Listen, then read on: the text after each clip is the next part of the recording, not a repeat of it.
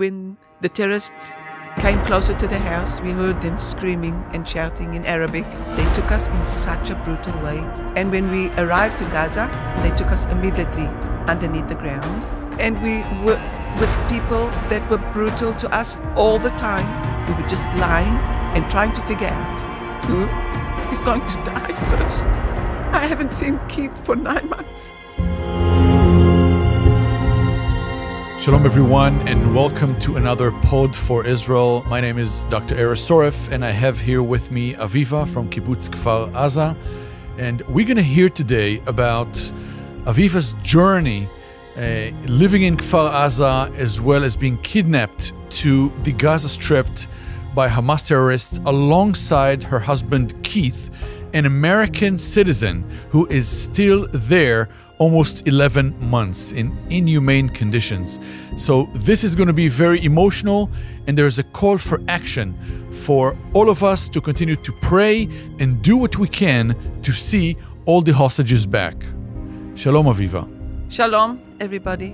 And thank you for listening to me. And I want to say personally, it's a privilege, honestly, it's a privilege to have this conversation and hear firsthand. Can you start by telling us a little bit about yourself, personally and your family? First of all, I want to say that I'm lucky that I'm sitting here and that I'm lucky being alive, because I could have been killed. I could have just been left there, like the hostages are still there. So I was born in South Africa. We can hear the accent a little bit, yeah. I came when I was 9 years old to a kibbutz, a different kibbutz, Kibbutz Orah. And when I got married, I was very, very young. I wasn't even 20. I was 19. And I just fell in love with Keith. He's just the sweetest, wonderful, generous person that I've met. And we've been married for 43 years. Wow. We've been living on Kibbutz Kfar Aza for more than 40 years. And as you all know, we live very, very close to Gaza. And we've suffered from the rockets for more than 20 years. Some of my children were scared to walk around the kibbutz. I had to go and fetch them and walk with them, or run from house to house to feel protected. I used to hide behind trees when there were alarms. And when there weren't alarms, because there weren't alarms for the first at least 10 years. So the rockets just used to come and fall next to us. And I remember waking up at 3 o'clock in the morning with a missile attack and saying to myself, that's it, I want to leave. I'm going to get up in the morning and I'm going to tell Keith, let's just leave this place. It doesn't suit me. It was very, very difficult at times. We had to leave the house so many times and just like found a place to stay. And that was difficult, just with not even anything with us. We had to go and just leave the house for even sometimes like 3 weeks or 2 months. Wow.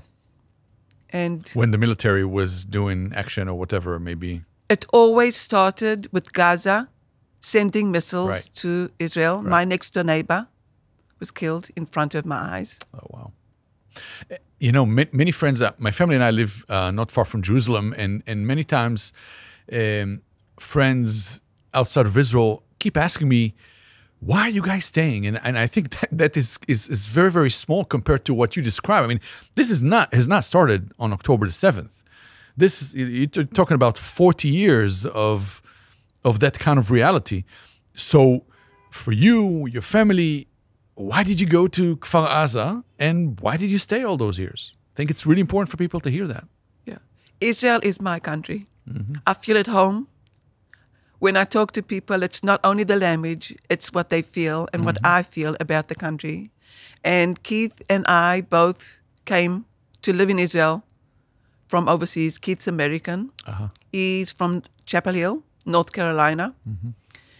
And we just love Israel. Everything about it. It's beautiful. Everything is beautiful here. What about Kfar Aza itself, the kibbutz itself? You decided as a young couple to move there. Yeah. Why there specifically? I mean, it was dangerous then as well. Well, when we got married, we were young. Both of us were very young. Keith was 22. I was nearly 20. And we looked for a place that suited us. We wanted to live with younger people like us. And that was an option. It looked very green and beautiful. It is. It is a beautiful area. It is beautiful. And it just suited us. So we moved and felt at home immediately. I can't say that I wanted to stay there all the times when there were missile attacks, because I did want to leave. But Keith always used to say, we need to protect the border. And if we leave, who will protect the border? So really an ideological commitment in a lot of ways to Israel's ethos. Keith, 100%.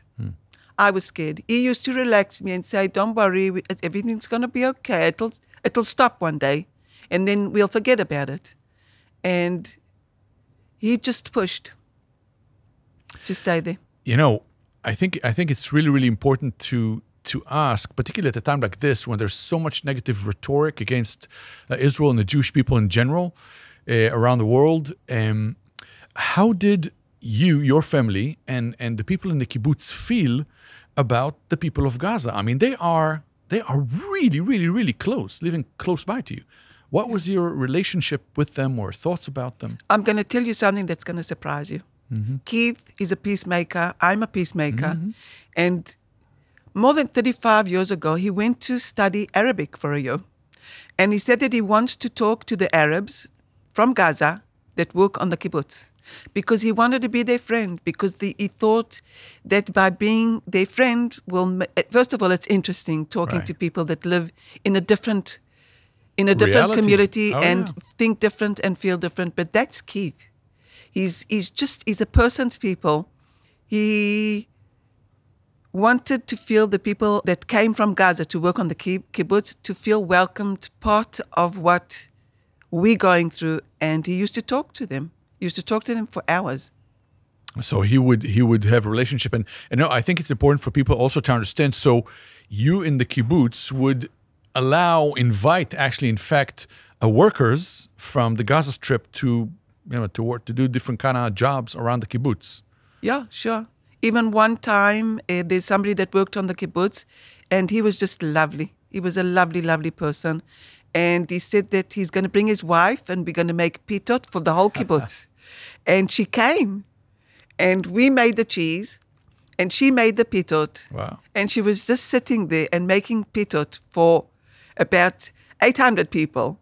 Wow. And it was so exciting, and I was excited. I waited for that day to happen. And it was a special day, because whenever anything happened in Gaza, I just want to tell you that even though I suffered so badly from them, and when everything went and it was a little bit calm, I wanted to send them money and food and blankets and clothes for their children, because I just thought that would be the right thing to do.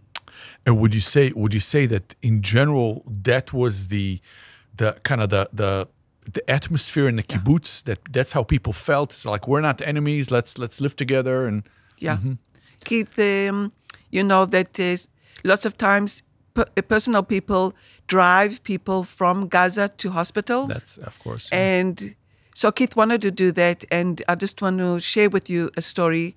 My mother was sick, and she had cancer for many years. So we used to go to Hadassah in Jerusalem, and there was like a room for the families that aren't ill to go and have some coffee and just to sit and relax.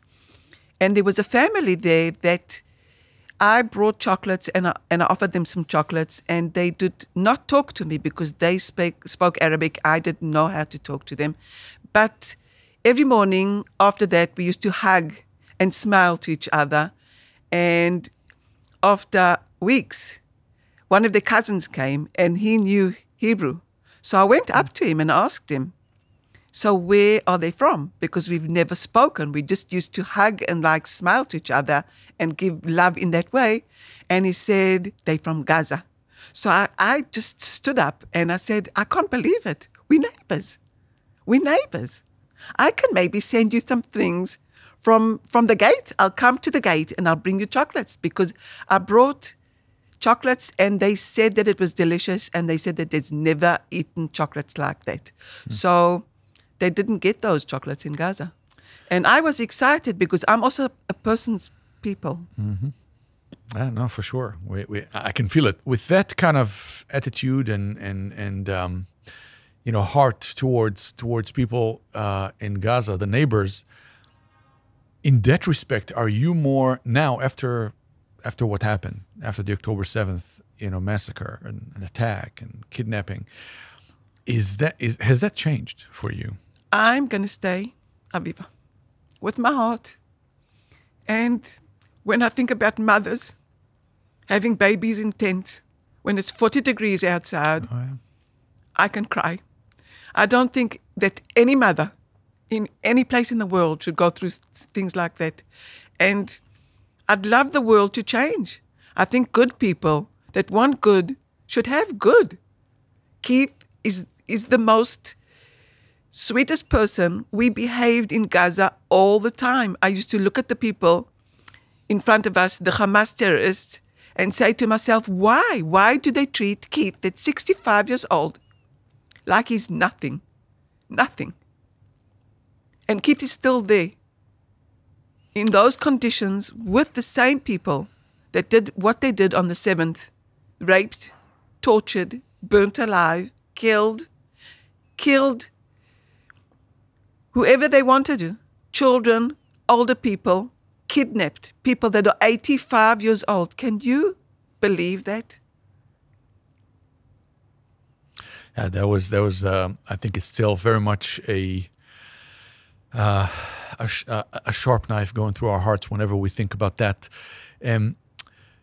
Take us to October 7th in the morning, and then kind of the way the day transpired for you in Kfar Aza. On the 7th at 6:30, Keith and I ran into our little shelter. And that's what we've been doing for years. So we just did that without even thinking that anything different is going to happen. And after 2 alarms, we got out, and through the window, I can see Gaza from the window of my house. And I saw all the rockets going to Tel Aviv, to Beersheba, to Jerusalem. They were going all directions that you can think about it, and they were very high. So that's how I knew where they were going to.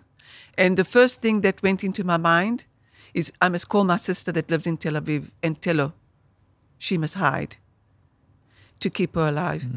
But then we were thrown back with missiles over our head while our house was shaking. And I remember looking at Keith in the eyes and saying, Keith, it seems like the end of the world. What's happening? And we wrote on the WhatsApp group with our family, and we asked, what's happening? And nobody answered. But Shir, my daughter, wrote a sentence that I understood that something very bad is happening. She wrote, you're the strongest people in earth. And I understood immediately. And my other daughter wrote, just keep in contact with us. We can't handle you not answering us.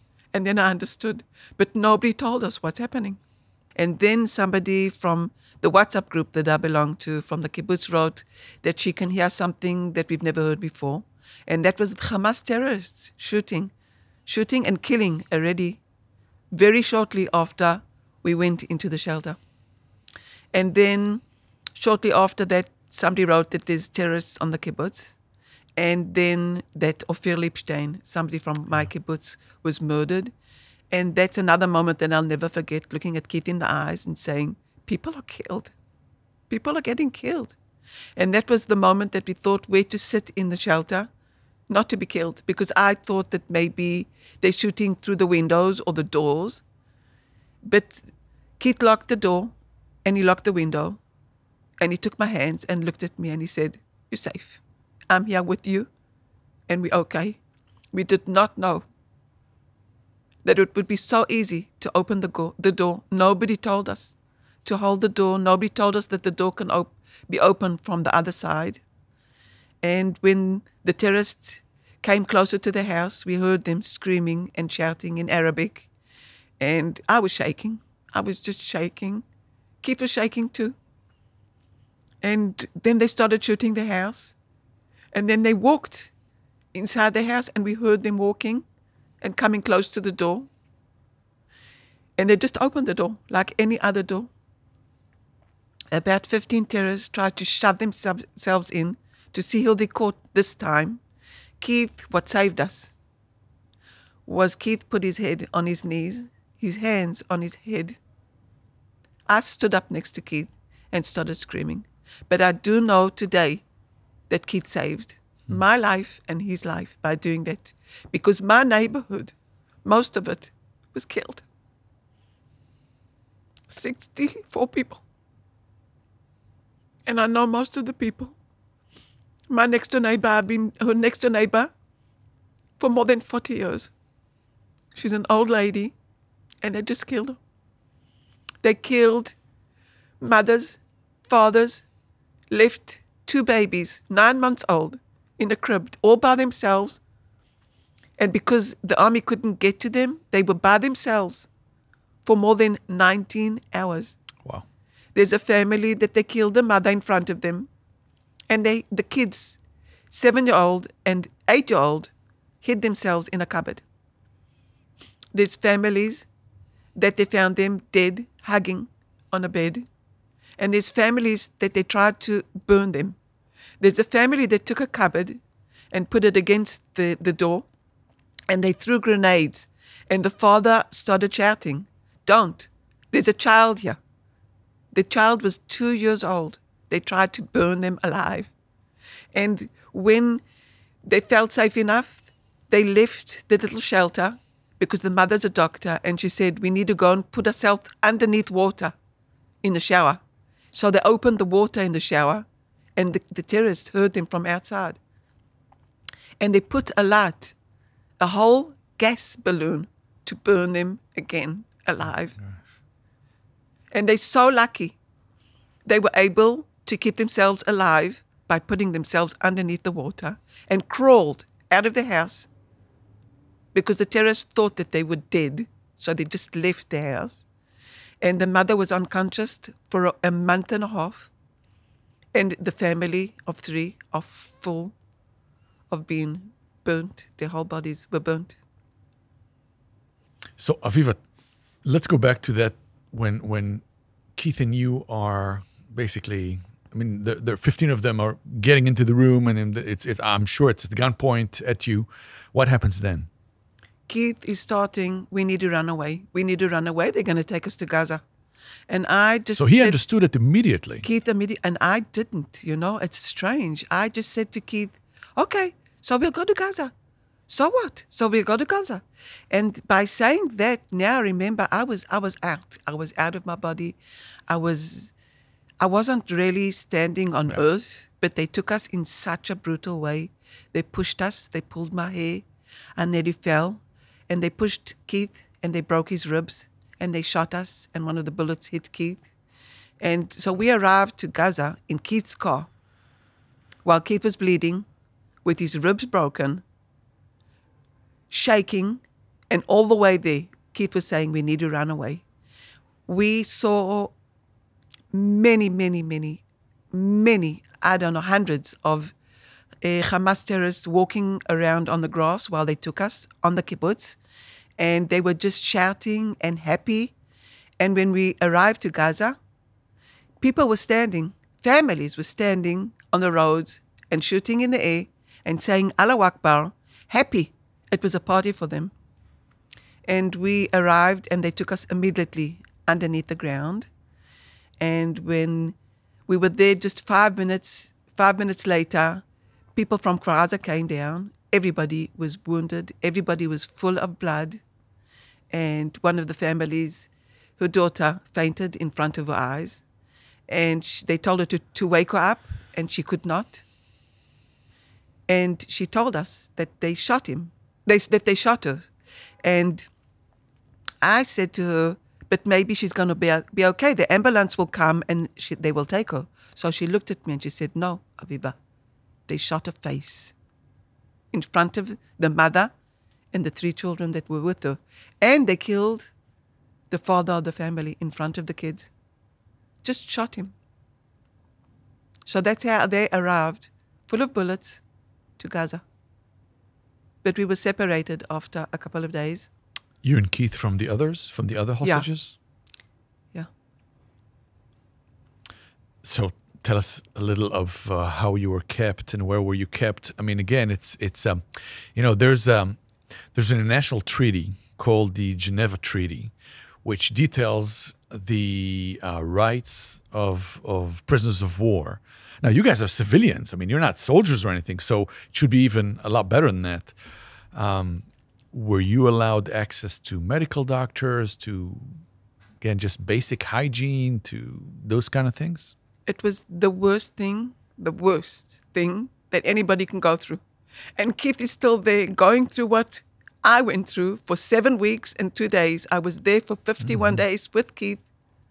And the girls and all the hostages, we've seen on TV that some of them are in cages.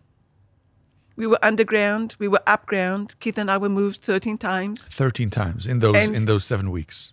And we were with people that were brutal to us all the time, in every way that they can. They used to starve us while they used to eat in front of us. One of the days they starved us, and after 20 hours, the girl that was with us asked, "When are we going to get some food?"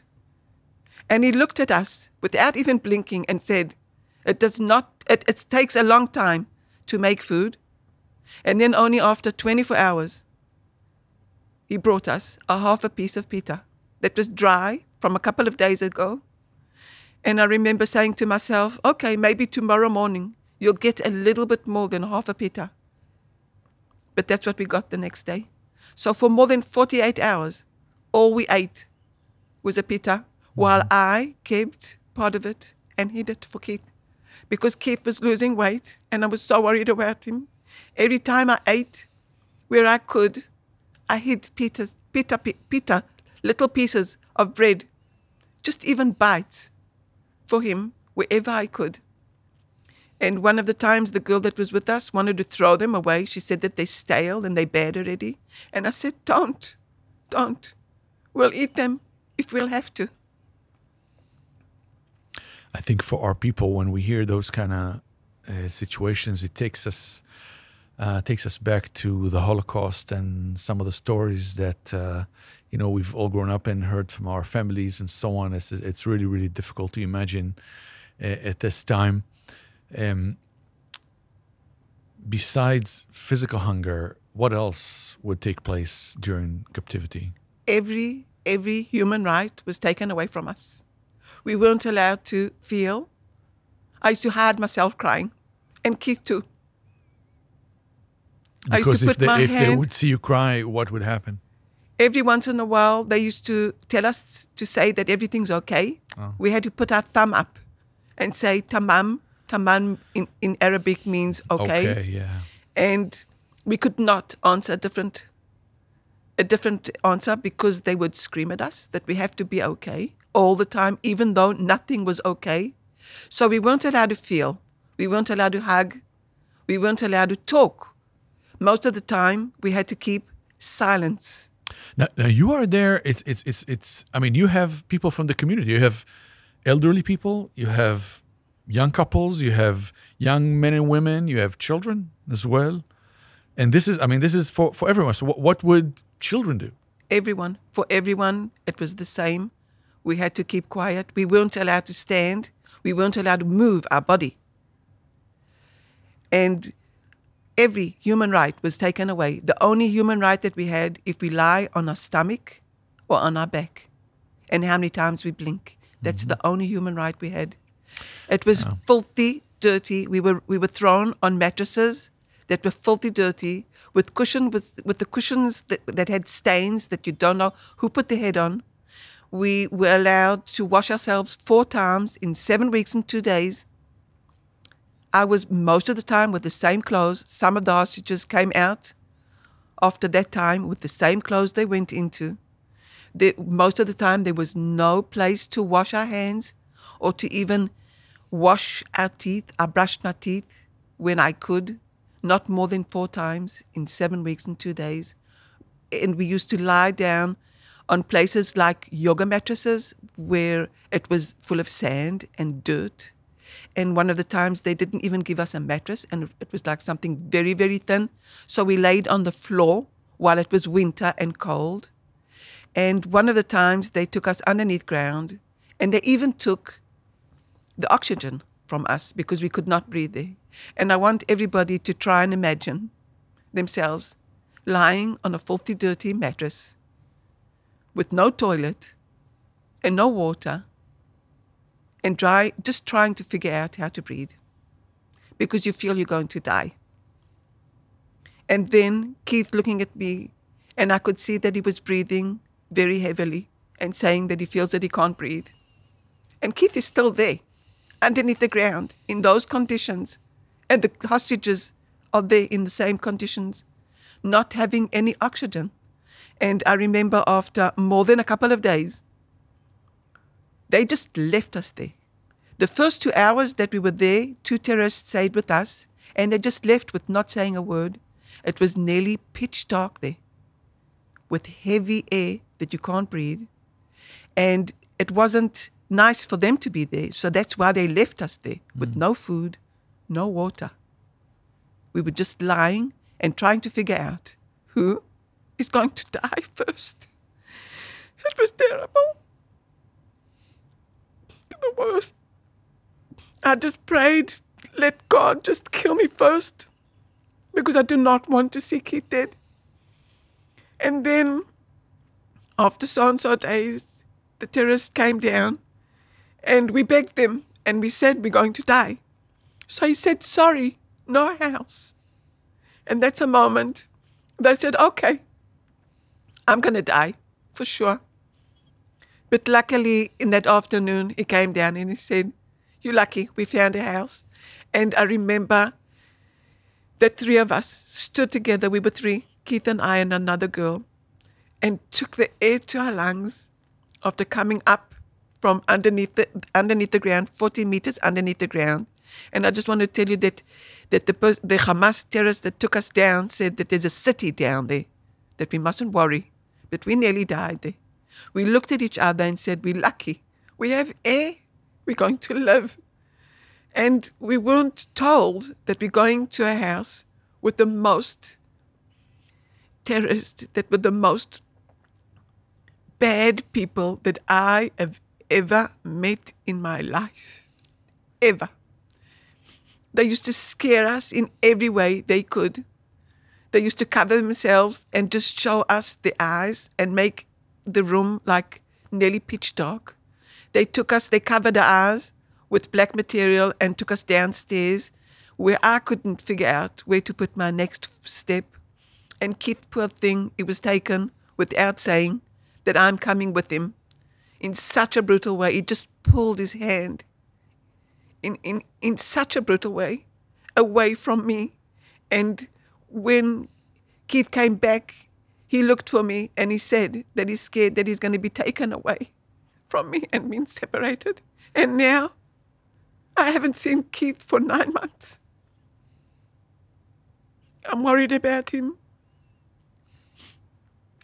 I don't know what they're doing to him. I don't know if they're starving him, if they're hitting him, if they're threatening him that they're going to handcuff him. If he just says one word. They used to put the guns in front of our eyes and play games with us. And most of the nights I did not sleep. So they used to make the room dark and take a torch and put it in front of my eyes to see if I'll move.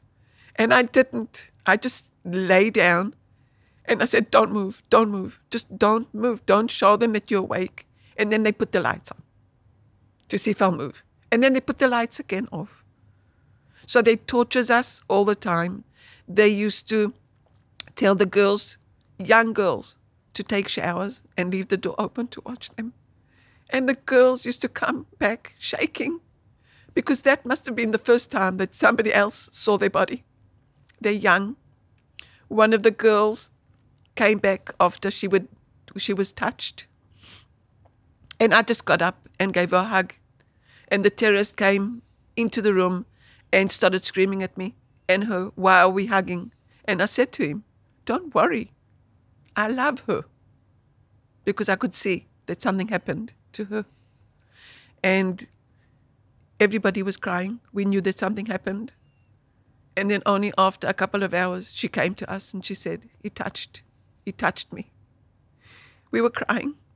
I felt like their mothers, and I wanted to protect them. I wanted to scream. I wanted to scream so many times. One of the worst things for me is when they tortured Keith. Keith is 65 years old.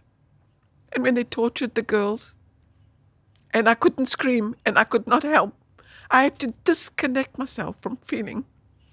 And that is very, very difficult. It's very difficult to imagine and to hear this. Nevertheless, I think it's so important for us to remember that this is still going on for over 110 people.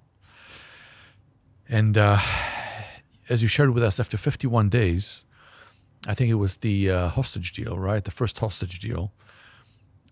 How did you learn that you are being separated from Keith and released? We were moved that day, on the 50th day, a day before, to a house, and they took Keith to a different room, and I was with one of the girls that was with us in a different room, and I begged them to be with Keith because it was very difficult for me to be without Keith for 1 second. I needed him, and I'm sure that he needs me now. And I'm just so worried about him. I do not know how he's going to manage being there without me, without the support.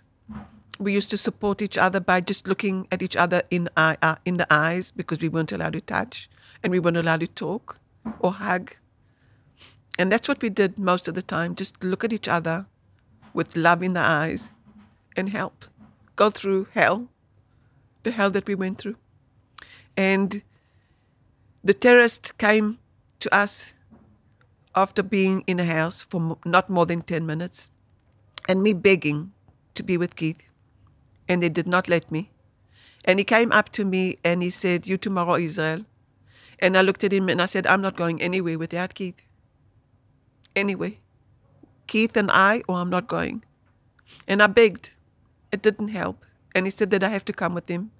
So I understood that I have to go. And I stood up and I said, "I'm going to say goodbye to Keith." I didn't know where they're taking me. I didn't know if they're going to kill me or if they're going to kill Keith or what's going to happen. I did not believe them. They used to lie to us all the time about everything, everything. Even though it was like they used to say, "We'll bring you food in a while," and we did not get any food, or "He'll bring us water," and we did not get water while they were drinking in front of us. And I said, "I'm going to Keith," and he would not let me. So I moved him with my hand, and I said, "I'm going to Keith." And I went to Keith, and I found Keith in the next room, lying on a dirty mattress and looking at the ceiling. And that's what we did most of the time. And I bent down and I gave him a hug and I said, he said that I'm going to Israel. And then Keith looked at me. We were both in a shock. And I said to him, "You be strong for me and I'll be strong for you." He did not say a word because he was in a shock. I was in a shock. They took me. They took me alone. And I was with 2 terrorists in the car. And on the way, they brought into the car somebody from Thailand. And when he came into the car, he was shaking. And he was hardly breathing. And the only thing that he said, that he was underneath ground and he could hardly breathe. So I gave him my hand to help him a little bit. And I can't even imagine Keith being underneath the ground for all this time, trying to figure out how to take another breath of the air that's not there, without any oxygen there. I'm just so afraid and so upset, and it's the worst thing that could ever happen to anybody, to be in conditions like that and to know that Keith and the hostages are still there. You know, there's many of the people that watch us and listen to us read their Bibles often, and there's a verse, I think it's in Leviticus, And there's a verse in the Pentateuch that says that God hates anyone that kidnaps another person. And I think it's really important to understand, again, I think through the hell that you've went through, and that there's so many, that Keith and others are still going, how God feels about that. I want to tell you that there's something special that I used to do, and I think that I'm the only person in the world that would even think about doing something like that. They used to pray in front of us. I don't know who they prayed to, because they were just so mean to us all the time. So I don't know what they asked for while they were praying, but that's what they used to do. And while they prayed, I used to hold my fingers in front of my face and say, God, Allah, Bibi, Buddha, anybody that can feel that I'm praying, anybody in this world, please help get me out of here. Get Keith out of here, and get the hostages that are with us in Gaza out of here. I used to do it all the time. I used to pray to the whole world and ask for help. I think that really gets at the state that you were there again, as you shared with us. And when you found out, I mean, you're in the car with this Thai gentleman, and you're driving towards, I guess, the exchange point or something like that. What happened then? No, they took us to a house, and we were left there for the night. We weren't able to even sleep because we did not know what's going to happen to us. And they said that we're going to be taken to the Red Cross, but I did not believe them, because they used to say so many things that it was very hard to believe, and lie to us all the time. They used to say that Israel does not exist anymore, that the whole world has been shooting Israel, and that Kfar Aza, my home, belongs to them. So I didn't believe. And the next day, they took us in a car to a place with lots and lots of terrorists, and they took us to the Red Cross. And even in the car of the Red Cross, I was not sure that I am going to survive, because the Hamas terrorists tried to break the windows. They took like a metal pole and tried to break the windows of the car that I was in with the Red Cross, and the windows with rocks, and banging on the windows and the doors, and trying to open the doors while we were in the car. And I was sure that I would not survive and die. And the only minute that I understood that I'm going home to my country, to Israel, is when I met the first soldier and gave him a hug. I started to cry like a baby when I met him, because that was a very scary day. While we were waiting in the car, they brought a very old lady to the van that I was in. A lady that was also a hostage. I thought that she was the Thai's mother, because she came with somebody from Thailand. But I did not know until I asked them to bring her to sit next to me, that I'll hold her head, because she could hardly hold her head. And I could feel that she was freezing cold. I asked them for a blanket, and they brought a blanket, luckily, and I did massage on her whole body and shouted in her ears that she needs to keep alive, because her children and her grandchildren are waiting. I understood that she's not Thai and that she's one of the kidnapped people. And I massaged her for hours and gave her a little bit of water, and all she did was blinked, so I understood that she was alive. And when I came back to Israel, I asked about the old lady. I did not know what her name was, because she could not talk. She is 84 years old, from Kibbutz Nachal Oz, and her body temperature was 28 degrees. Wow. She's still alive. She was in hospital for nearly a half a year after coming back. And she was treated really badly. They gave her 2 dates a day, and she's 84 years old. Was she the one that was kidnapped with her Thai helper? No. No domestic? Oh, no. She was all alone. Phew. They brought her from a tunnel from underneath the ground.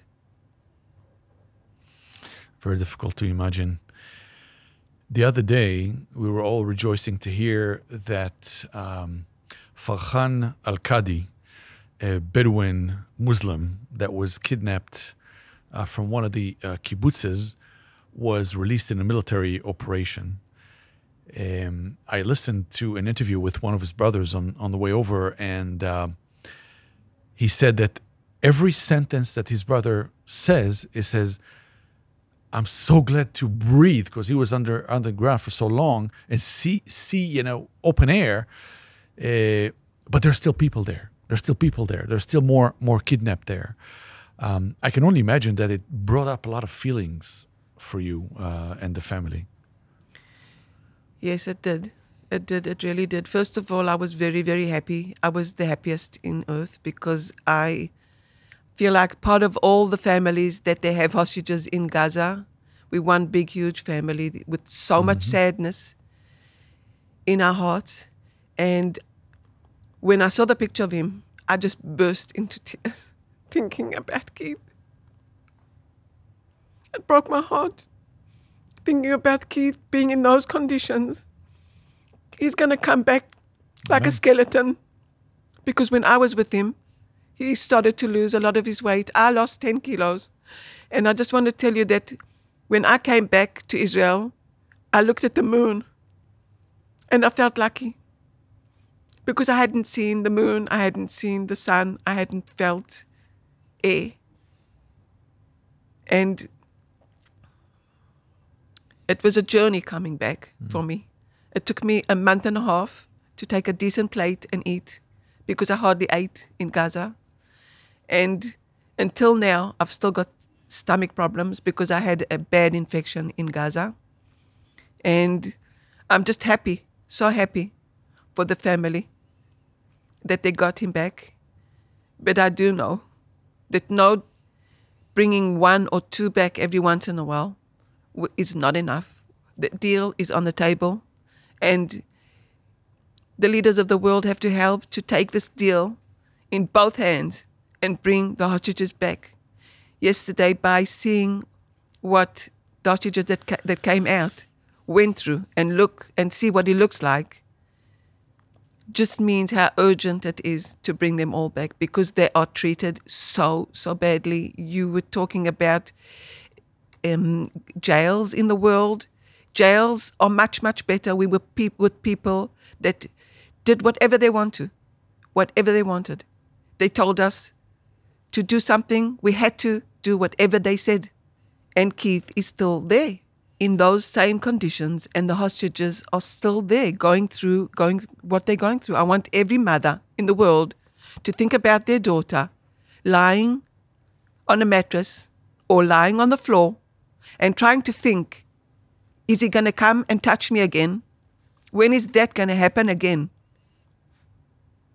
Or Keith lying on a mattress or lying on the floor and trying to figure out, is he going to live? Is he going to die?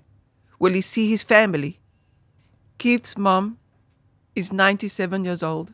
She's waiting for Keith. And while we were in Gaza, Keith said that the first thing he wants to do when he comes out of Gaza is to go and give her a hug. I just hope that she keeps alive for Keith. He's 65. If he won't be taken out soon, Keith might die. Since you were released, I mean, in the one and only hostage deal we had, there've been several times talks about the possibility of a hostage deal, and there's a meeting, a critical meeting, and then it collapses. And I can only imagine the emotional roller coaster it must be for you, for the family, again for the community of families. And now we're facing another one of those seasons that there's hope for that. Tell us a little about that. How it was for you, how it is for you. My heart is broken. My whole body is sore. I think I can fill a whole river of tears, of crying for the last 9 months that I've been here without Keith. And I want to thank all the people that are praying. And I'm sure that if Keith was here, he would do the same. And thank everybody that is with us, with all their heart, wants good for them and wants them to come back. And Keith, while we were in Gaza with some other people, he used to say, let everybody just say something good that happened that day. I remember the first time that he said that, I looked at him and I thought to myself, how can I say something good about what's happening here?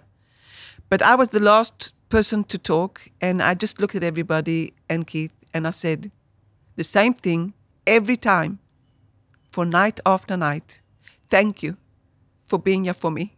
Thank you that you're with me.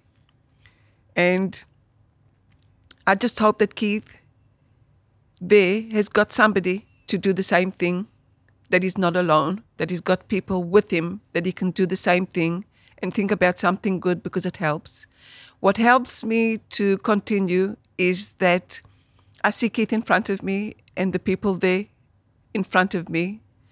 I'm their words. I want to talk and scream for them because they can't, because I know that they want to scream. And I'm not going to lose my hope, because the hope is giving me a lot of strength. And that's the strength that I need to bring Keith and the hostages back. So that's what I'm doing. I talk and talk. I've been telling my stories all over the world. And they're not easy stories, what we went through and what Keith and the hostages are still going through. One of the things that helps me the most is my children, my daughters and my son and my grandchildren. They hug me all the time, and they're with me, and they protect me, and they do know what I've gone through, and they feel lucky that I'm back with them. So we're waiting for Keith together. Aviva, I wanna thank you for taking the time and sharing part of your story with us. It's been very, very emotional to hear that, and I want you to know that there are many people that around the world that are Christians, that believe in the Bible, and they deeply care about Israel. They are praying. And for all the people that are watching us, that listen to us, want to ask specifically to continue to pray for the release of the hostages. Let's pray especially for Keith, as we've heard about him today, and also for all the family members that are waiting with this deep hope to see their loved ones soon. So I ask everybody to pray. And again, Aviva, thank you. Thank you for sharing with us. Thank you for being with us today. Thank you. Thank you so much. Thank you, everybody, for being with us and giving your heart to us.